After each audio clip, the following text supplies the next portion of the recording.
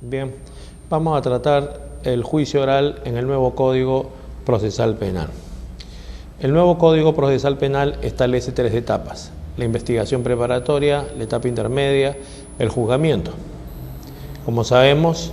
el proceso o la etapa principal del nuevo Código Procesal Penal es el juicio oral, porque es el único escenario donde se van a producir las pruebas. La etapa de investigación preparatoria sirve para obtener elementos de convicción, a ver si la Fiscalía en la etapa intermedia puede lograr vencer a la defensa del acusado y lograr que el juez apruebe el control formal, el control sustancial, se vea el tema de la admisibilidad de las pruebas y después se vaya a juicio oral. El juicio oral en el nuevo Código Procesal Penal cumple con todos los principios necesarios para que pueda haber un equilibrio entre lo que llamamos garantías y también eficiencia. Dentro de estos principios encontramos el de inmediación, el principio de inmediación. O sea, el juez debe percibir la prueba de manera directa. El órgano de prueba debe estar de cara a él, de tal manera que los interrogatorios o contrainterrogatorios que las partes hagan deben ser oídos, y debe ver el juez también la forma en que estos relatos se producen a fin de ir formando su convicción. Este es el tema del principio de inmediación en el nuevo Código Procesal Penal, de tal manera de que no haya ninguna forma de delegación de funciones.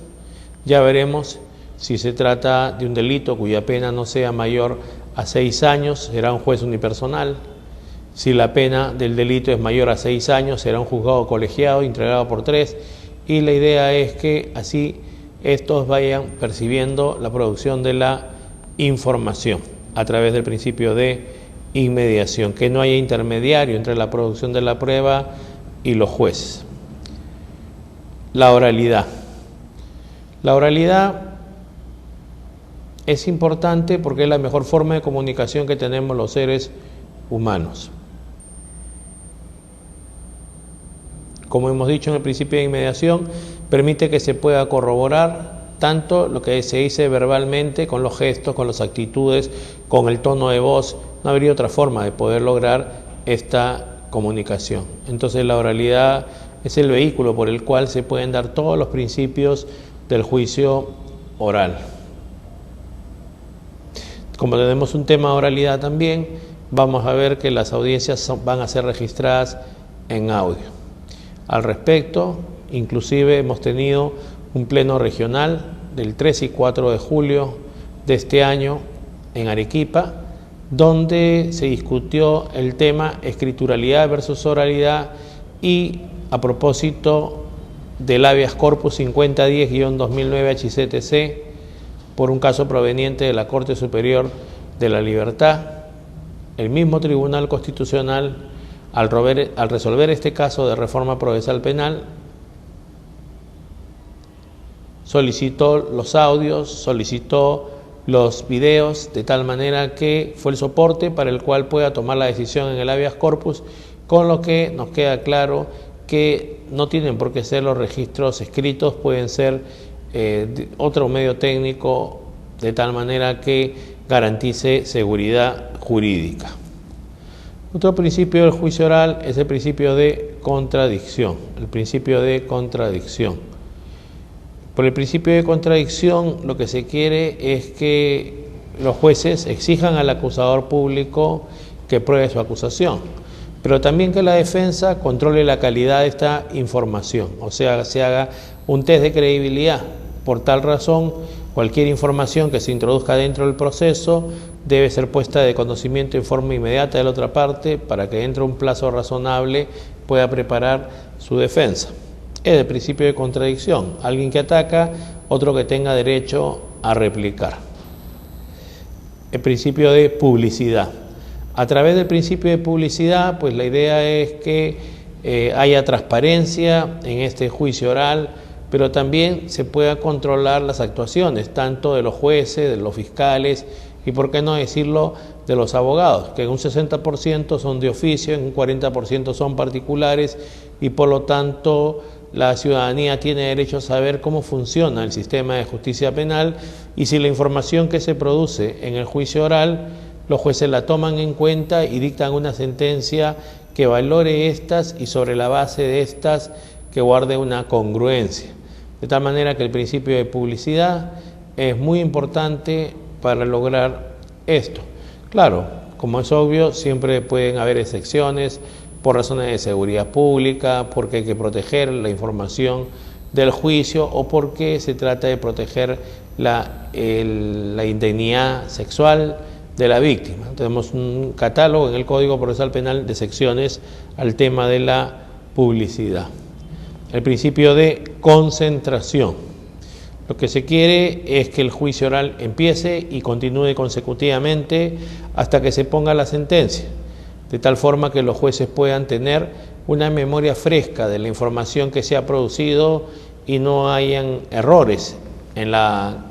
captación de la prueba, en la percepción, en la valoración de la prueba, y por eso es importante que en cada sesión de juicio oral se realice la mayor cantidad de actividad procesal. Mejor, si se puede,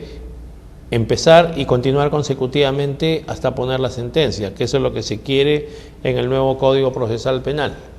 En todo caso, por excepción, es posible que una audiencia se pueda suspender 8 días, hasta 8 días hábiles. Estamos hablando de casos puntuales, de repente alguna dificultad en traer a un testigo, en la elaboración de una prueba, que es lo único que podría justificar que esto sea así. El principio de imparcialidad. En el principio de imparcialidad, nosotros lo que queremos es un juez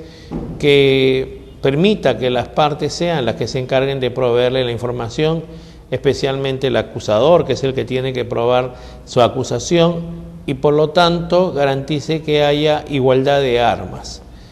de tal forma que la defensa también pueda contrarrestar la información que la Fiscalía le plantea. Y si bien es cierto, en el modelo del Código de Procedimientos Penales de 1940 se ha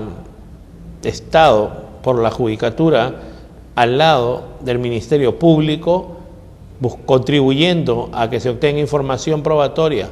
en contra del imputado, en este nuevo Código Procesal Penal eso no es así, porque sabemos que una característica del principio acusatorio se da al 100%, que es el de la separación de roles, de tal manera que el juez tiene que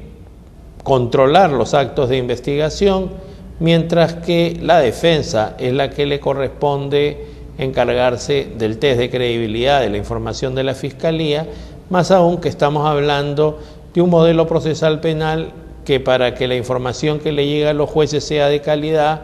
deben utilizar un plan o una estrategia, lo que denominamos teoría del caso, con sus 3 componentes, fáctico, jurídico y probatorio. Y la teoría del caso es una oferta de hechos que se va a probar, con qué pruebas y cuál es su relevancia jurídica, que se le hace al juez,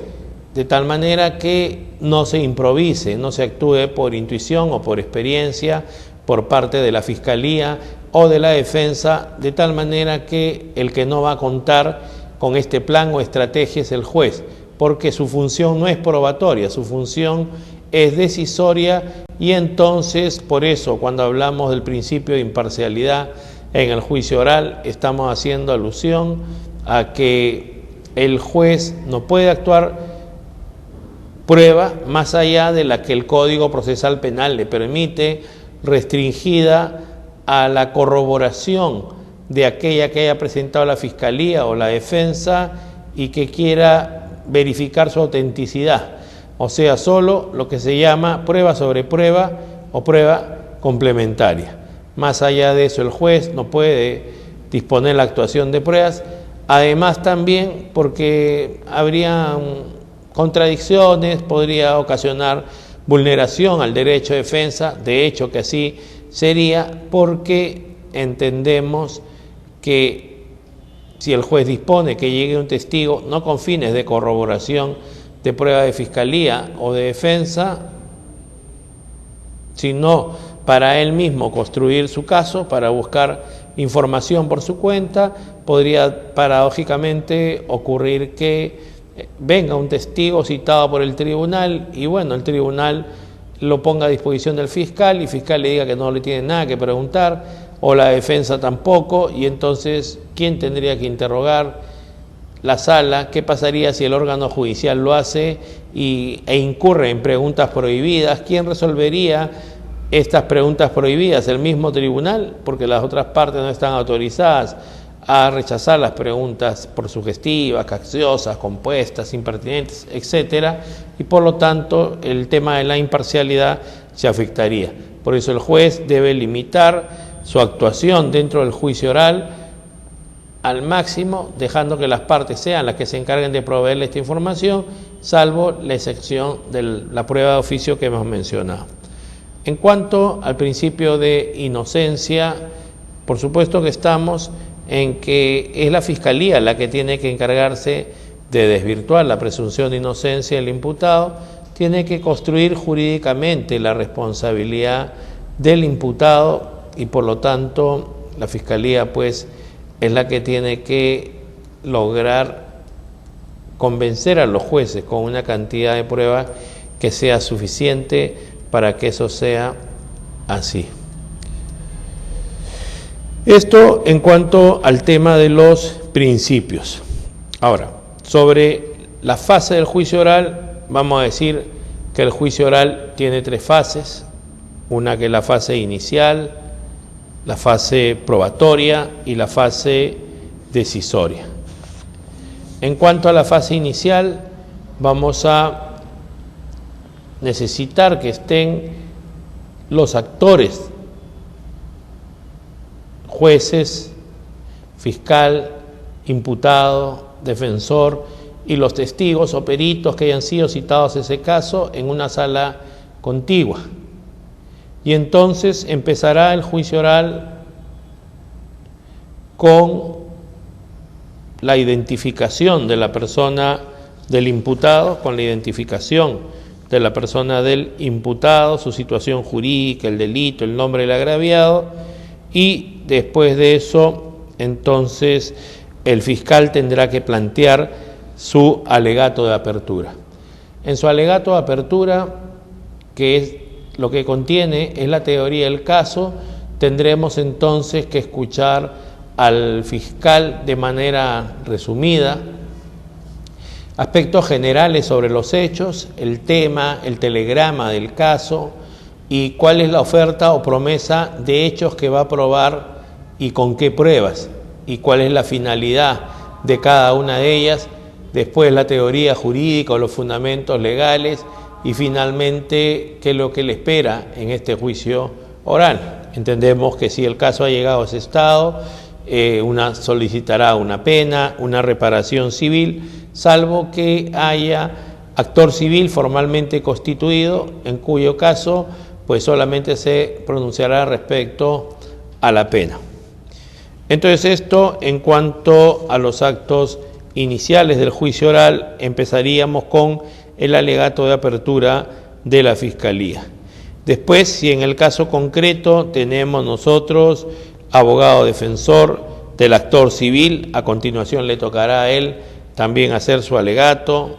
de la misma manera el tercero civilmente responsable, y finalmente el abogado defensor del acusado tendrá derecho desde el comienzo de poder contar su historia también y de poder decirle a los jueces qué es lo que en ese caso va a plantear. Estamos hablando nosotros entonces de que acá es una superposición de historias entre la Fiscalía y la defensa y por lo tanto la hoja de ruta o el guión resumido de la prueba que se va a producir en el juicio oral es el que se va a vertir en el alegato de apertura. Un autor, Ángel Osorio, en El alma de la toga, dice que la brevedad de los alegatos es el manjar de los jueces y por lo tanto lo que se va a exigir en nuestro país es que después de este planteamiento pues los interrogatorios y contrainterrogatorios de las pruebas. Eso es fundamental. Un autor norteamericano, Tomás Magüe, hace una ponencia sobre el alegato de apertura y su impacto ante los jurados populares, y nos dice que si está bien hecho, en un 95% aseguraría el veredicto. Eso nunca va a pasar en nuestro país, porque en nuestro país no vamos a tener jurado popular, no está prohibido por la Constitución Política del Estado, pero la opción es la de jueces letrados, y por lo tanto en el Perú los jueces profesionales lo que van a exigir son pruebas, siempre pruebas. Después de que se produzcan los alegatos de apertura de todas estas personas, el juez va a informar al acusado de sus derechos y le preguntará si admite o no ser autor o partícipe del delito. O sea, estamos hablando nosotros de lo que se denomina la conclusión anticipada del debate o el instituto de la conformidad del acusado con la acusación. Le dará el derecho de que hable con su abogado. Es posible también de que se puedan poner de acuerdo con la Fiscalía para negociar, en cuyo caso el juez permitirá que esto sea así, y después el juez, cuando se reabra la audiencia, preguntará cuáles son los términos de este acuerdo. Si hay una aceptación total, se suspende el juicio en breve término, y si hay una aceptación parcial, se va a delimitar el debate a la pena y a la reparación civil. Entonces, en el caso que haya una conformidad total, el juez puede dictar la sentencia anticipada en forma inmediata. En el caso de que esto no sea así, o sea, el acusado con su defensa consideran que se debe efectivizar su derecho al juicio oral, entonces después de los alegatos de apertura y después de haberse negado a esta fórmula de simplificación procesal penal, el acuerdo en que las partes hayan planteado al juez y que el juez haya aprobado sobre el orden de la actuación de probatoria será ejecutado, y por lo tanto se empezará con la prueba ofrecida por la Fiscalía, Hay un tema ahí que es interesante, y es el que tiene que ver con que el Código Procesal Penal plantea que se debe iniciar el interrogatorio del acusado por parte de la Fiscalía. Como sabemos, el acusado no es testigo de la Fiscalía, la declaración del acusado no es prueba, el acusado declara para ejercer su derecho de defensa, y por lo tanto, si la Fiscalía va a empezar su interrogatorio, ¿cómo lo tendría que hacer para sacar alguna información? Porque el acusado tiene libertad para declarar, lo ampara la cláusula de no autoincriminación del artículo 14 del Pacto Internacional de Derechos Civiles y Políticos, y por lo tanto, normalmente cuando alguien empieza a hacer un interrogatorio, estamos hablando de lo que se llama un examen abierto, un interrogatorio directo, y por lo tanto el testigo debe ser quien se explaye, para lo cual se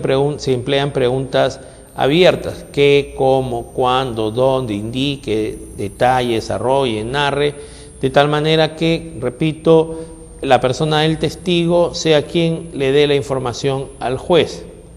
Mientras que cuando le toque a la otra parte, como tiene que encargarse de controlar la calidad de esa información, la otra parte entonces utilice preguntas sugestivas, preguntas que contengan, que induzcan, que orienten la respuesta, de tal manera que el testigo se limite a contestar con monosílabos: sí, no, cierto, correcto, no correcto. Entonces, esta sería la situación de la Fiscalía y del acusado. La Fiscalía tendría que hacerle preguntas sugestivas, tratar como testigo hostil a ese acusado que no ha venido a hablar para probar su acusación, y esto es un problema en realidad. Consultado a fiscales respecto a este tema de por qué no permiten que sea el abogado defensor quien empiece el interrogatorio, porque si va a ser para ejercer su derecho de defensa sería mejor, y después ya la Fiscalía, contradicciones que haya, en el contraexamen podría hacer preguntas para establecer con claridad este asunto. Entonces los fiscales nos decían que depende de lo que haya declarado en la investigación preparatoria para que ellos sepan cómo va a ser el interrogatorio en el juicio oral, la cantidad de preguntas, y si no, simplemente hacen 2 o 3 preguntas y después efectivamente que sea su abogado el que continúe con preguntas abiertas, y después en lo que se llama un examen redirecto ellos podrían sacar más información. Interesante entonces el tema de cómo se empiezan los juicios orales con el examen del acusado según el Código Procesal Penal, y en los demás casos en función a la propuesta de orden que las partes le hayan planteado al juez dentro de la fase probatoria. Después viene el examen de los testigos, mientras que en el examen del acusado empezó el fiscal, después su abogado defensor, y bueno, si la sala tiene algo que aclarar, podría también hacer alguna pregunta al final. En el caso de los testigos, acabamos de decirlo, quien empieza a examinarlo es la persona que lo ha ofrecido, después le va a tocar a la otra parte hacer el contraexamen, y finalmente el juez solo preguntas aclaratorias, o sea, algo que el juez no haya entendido, pero el juez ya no puede subsidiar a ninguna de las partes. El juez debe ser imparcial, el juez debe mantener la igualdad de armas, y por lo tanto el juez debe tener mucho cuidado con ese rol que tiene en el nuevo Código Procesal Penal. Entonces los testigos van a ser citados para concurrir al juicio oral, y ahí también hay una pequeña dificultad entre el Ministerio Público y el Poder Judicial, en el sentido que el Código Procesal Penal establece que son los jueces los que citan a los testigos. Sin embargo, acá, si eso lo combinamos con litigación oral, tendríamos que saber nosotros lo siguiente, que si un fiscal en la etapa intermedia ha ofrecido a un testigo, ha logrado que se admita, y antes del día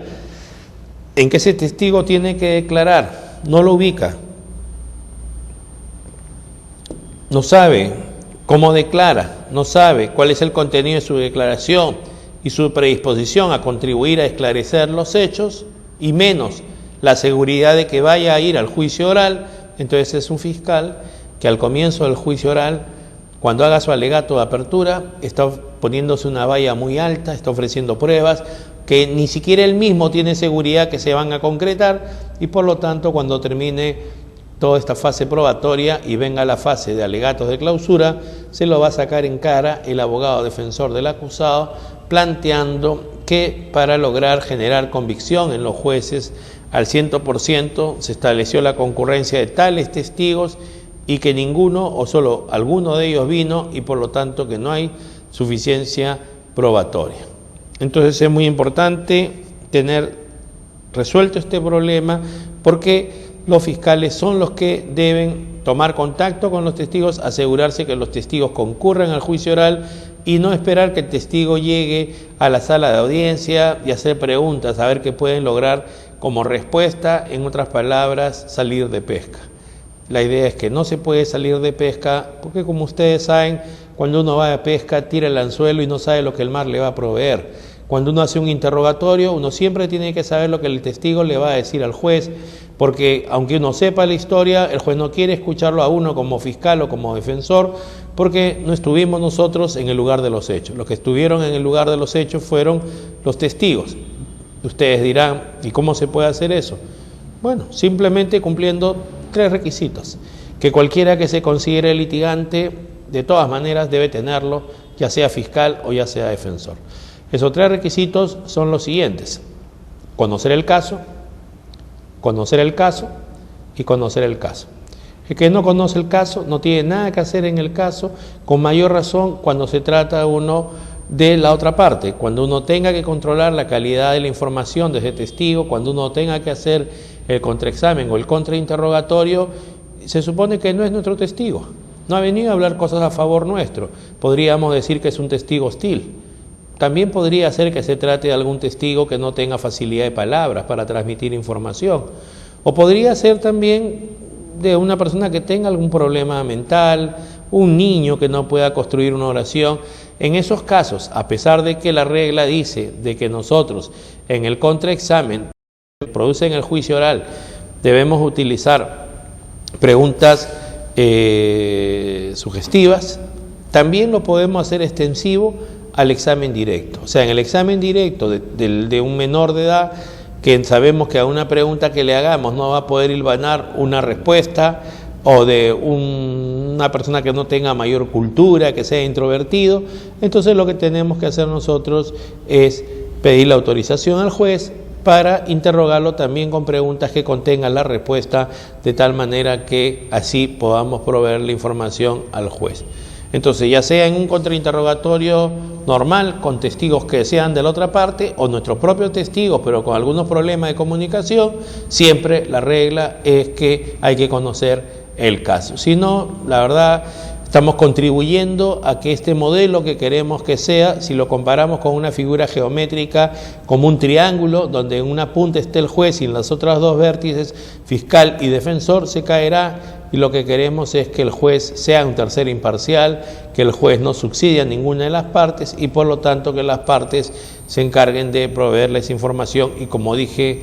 cuando hablé de los principios, el juez tiene la obligación de exigirle la verdad al fiscal porque él tiene la carga de la prueba. En cuanto al examen de los peritos, también igual una de las partes tiene que haber ofrecido a los peritos. Lo que va a pasar simplemente es que en el caso de los peritos el código establece que el juez le pregunta a los peritos sobre sus generales de ley, le pregunta sobre las conclusiones a las que ha llegado la pericia y si es necesario inclusive se podría leer esta pericia. Y recién ahí las partes lo pueden someter a interrogatorios. Yo creo que la idea es siempre interpretar el código y después aplicarlo. Interpretarlo conforme a los principios del título preliminar del nuevo Código Procesal Penal. Tenemos 9 principios, nos hablan de oralidad, inmediación, contradicción, entre otras cosas, y el 10º que nos dice que estos principios tienen prevalencia en la interpretación de los 566 artículos que tiene el nuevo Código Procesal Penal. Y por lo tanto, sobre esa base, digo yo, si la idea es que haya contradicción, que haya imparcialidad, que cada parte va a construir su caso, entonces, ¿por qué desde el comienzo? Igual que cuando se trata de los testigos, también las partes, en el caso de los peritos, proceden directamente a la acreditación. El que ofrezca, normalmente será el fiscal, a un perito le preguntará pues cómo se llama, cuál es su profesión, cuántos años le ejerce, dónde trabaja, qué otros estudios ha tenido, seguramente también respecto a esa clase de pericia, cuántas veces la ha practicado, y en fin, todo lo que sirva para su acreditación, y después le preguntará sobre el procedimiento que utilizó para hacer la pericia, sobre su conclusión, y así continuará sacando la información a partir de la acusación que quiera probar, y el juez creo que debería permitir que eso sea así para que se mantenga el tema de la imparcialidad y además de que las partes a través de la contradicción se encarguen de la presunción de inocencia y no haya ni la más mínima afectación a la imparcialidad de los jueces. En este nuevo Código Procesal Penal también es interesante lo siguiente. A pesar de que hay una clara diferencia entre los actos de investigación y los actos de prueba, y que el papel no habla, que el papel no se interroga, que el papel no se ruboriza, y por lo tanto que el testigo debe estar de cara al juez para poder escuchar y poder mirar cómo es que se produce este interrogatorio, nuestro Código Procesal Penal mantiene un momento de lectura de piezas, de oralización de medios probatorios, por lo que algunas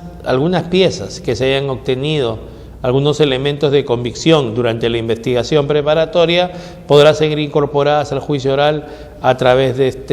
este momento, de esta estación. El código delimita estrictamente cuáles son estos documentos que pueden incorporarse a través de la oralidad. Ya vamos a hablar al final de algunos problemas que se producen en la Corte Superior de la Libertad y que muy bien los jueces de esta Corte en el último acuerdo plenario del año 2009 han tenido a resolverlos, problemas del juicio oral, y entre ellos uno que tiene que ver con la lectura de piezas. Entonces vamos a dejarlo ahí para ese momento.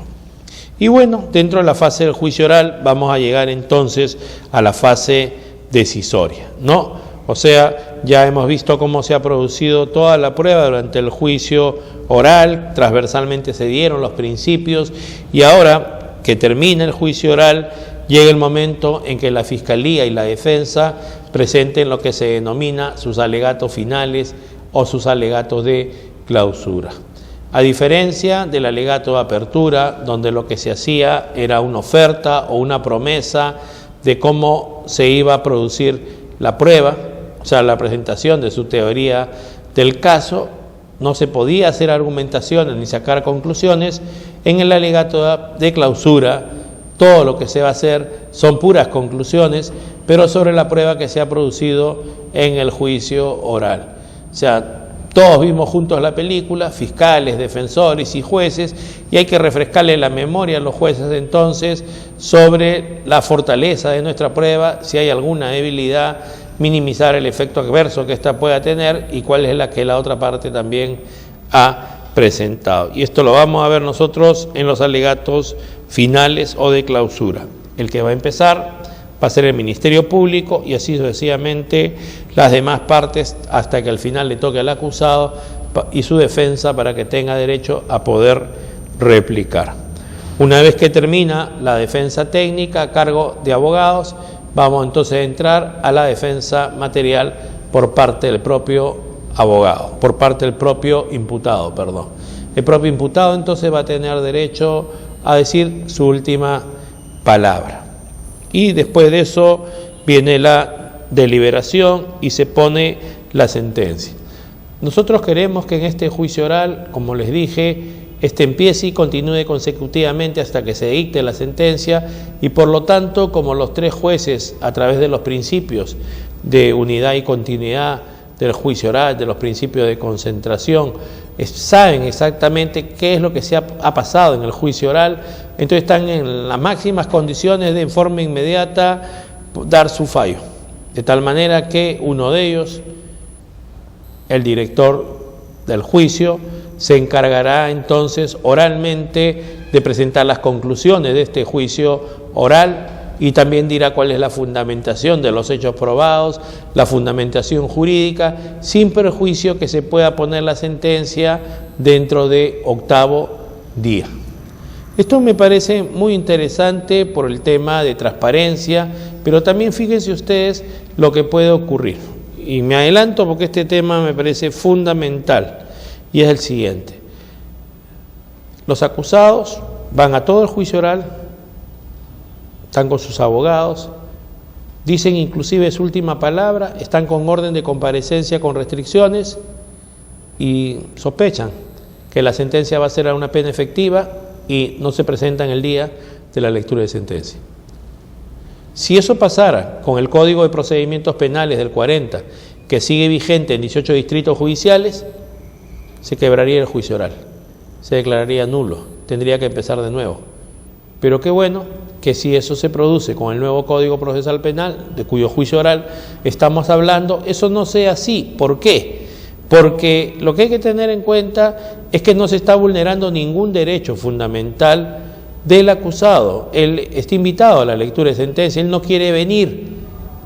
no se le ha recortado el derecho a la prueba, él lo ejerció ampliamente durante todo el juicio oral y por lo tanto el día que se va a leer la sentencia simplemente es un acto de notificación. Si él no va, estará su abogado. Si no está su abogado, se le designará un defensor de oficio, se le mandará la copia de la sentencia a su domicilio legal y por lo tanto podrá leerla y podrá plantear el recurso.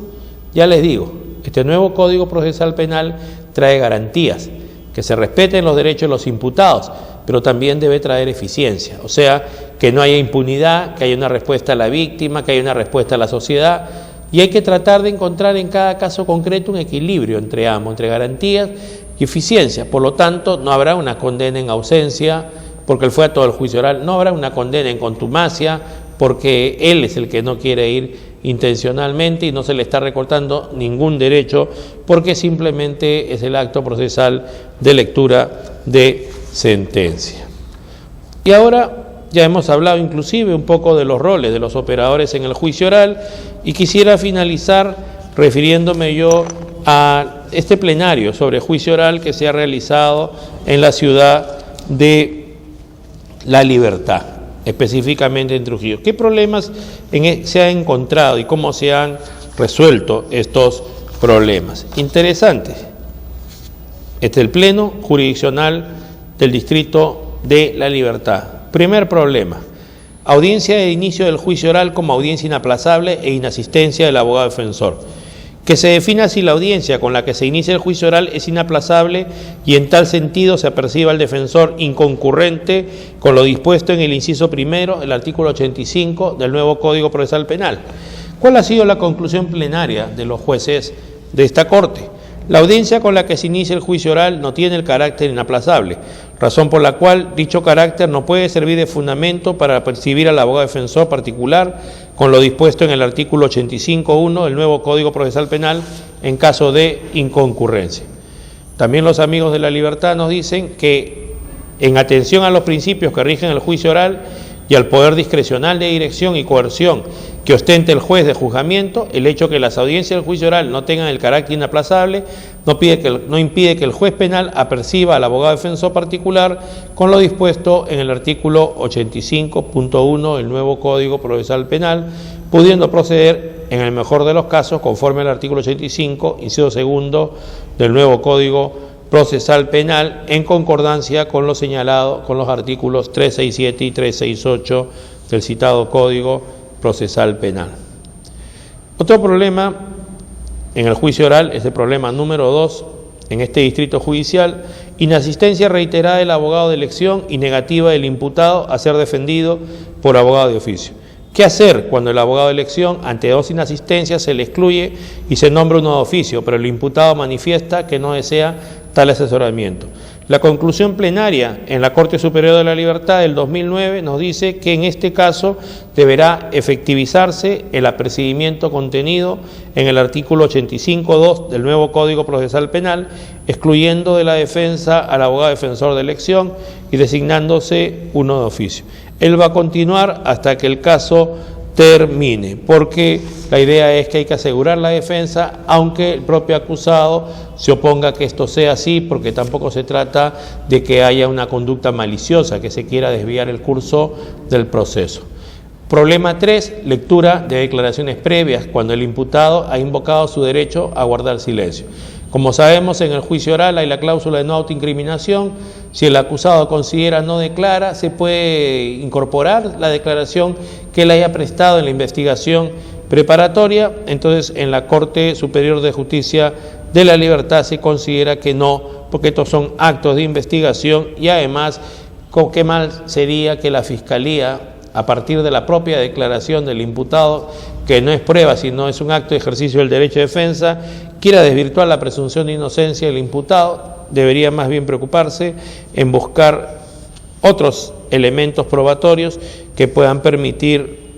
construir la responsabilidad jurídica del imputado.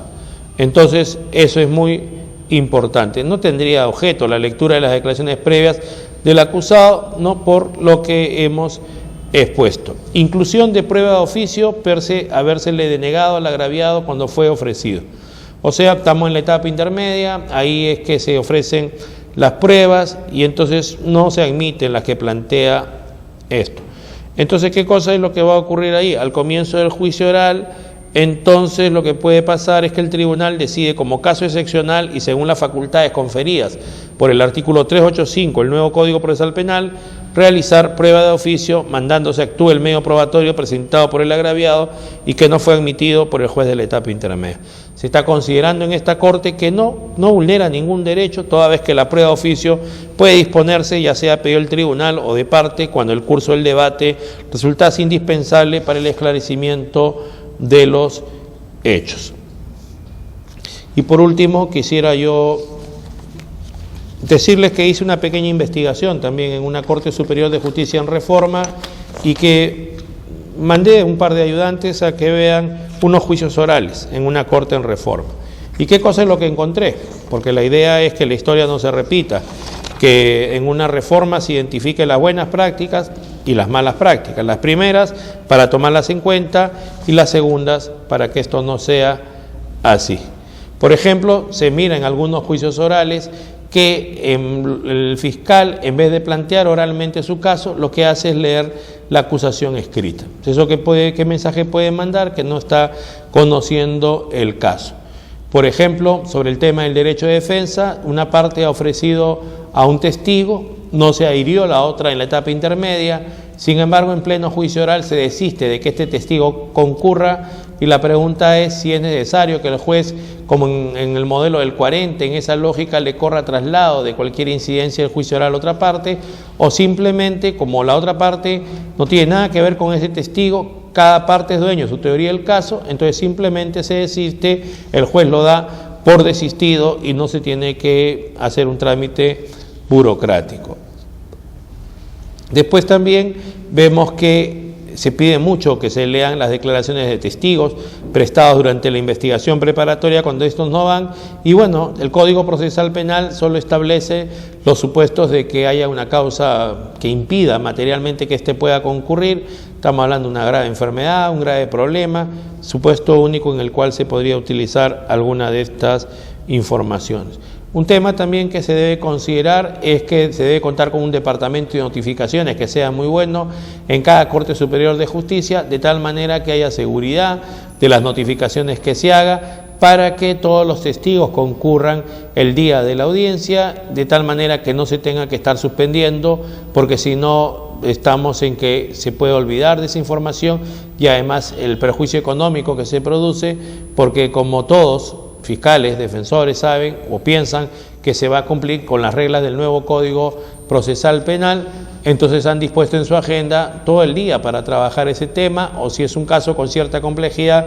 varios días, pero esto se va a alterar justamente por una falla administrativa. Es muy importante entonces que el Departamento de Notificaciones funcione bien al 100%, de tal manera que se pueda asegurar que esto sea así. Después también, si hemos hablado de la oralidad y estamos hablando de publicidad, en ningún caso se debe apagar el audio que registra las audiencias. Estamos en plena audiencia, si yo soy defensor, nunca debo permitir yo o soy fiscal, que el juez apague este audio a pedido de alguna parte, porque no hay informaciones coloquiales dentro de una audiencia, sino todo lo que se plantea tiene que ver con un caso, y por lo tanto no debe haber nada que se tenga que ocultar. Después también se ha visto que en cuanto a problemas de litigación oral, que fiscales y defensores no elaboran correctamente su teoría del caso, no identifican los hechos relevantes del caso, no relatan la historia de manera que el juzgador pueda ubicarse en su relato. El Ministerio Público no realiza adecuadamente la labor de subsunción, adecuación de los hechos al tipo penal. El caso del abogado defensor se limitan solo a criticar la teoría del caso como si fuera un alegato de clausura. Y entonces, en cuanto al examen del acusado, se ve que los jueces, claro, cumpliendo literalmente con lo que el Código dice, invaden espacios que les correspondería a las partes, cuando ellas son las que al comienzo tienen que lograr la acreditación de los testigos que van a declarar, y por lo tanto creo que hay que tener cuidado con eso y también con algunas prácticas inquisitivas que se puedan dar, como por ejemplo en los temas de identidad, que le muestren en la audiencia el tatuaje que uno de ellos tiene en el pecho, que lo obligan a descubrirse delante de la audiencia, cuando se supone que estamos en un modelo donde el derecho penal es del acto y no es el derecho penal de la persona. No se condena a la persona por los antecedentes que tenga, sino por lo que habría hecho en esta oportunidad. Después también problemas con las preguntas que se hacen, llevan a su testigo, no dejan hablar a los testigos, le hacen preguntas que contengan la respuesta, cuando la idea es que las preguntas sean abiertas, porque el juez, imagínense, yo llevo a mi testigo, le hago una pregunta que contenga la respuesta, y de tal manera que, señora, diga usted cómo es cierto que la persona del acusado que está sentado ahí fue quien estuvo con usted el día de los hechos. Y mi testigo me responde que sí. En ese lacónico sí, el juez puede corroborar la verosimilitud de la información, o lo que el juez necesita es que el mismo señor que estuvo con el acusado, esa es la tesis de la defensa, que es un caso de confusión de identidades, que no se encontró en el lugar de los hechos, sino distante, a muchos kilómetros de ahí, hable, para que justamente corrobore esta declaración. Sin embargo, el propio abogado que lleva al testigo no lo deja hablar, o sea, no sabe cuáles son las reglas de un examen directo. Después también se ve que hay muchos problemas con los temas de contraexámenes, es lo que menos se maneja, no se impugna la credibilidad del testigo por razones físicas, mentales, por mendacidad, se repite mucho el examen directo, no se utilizan preguntas sugestivas y cuando se hacen objeciones también se hacen de manera genérica. No se especifica la fundamentación, objeción por cacciosa, objeción por sugestiva, objeción por conclusiva, objeción por compuesta, por argumentativa, en fin,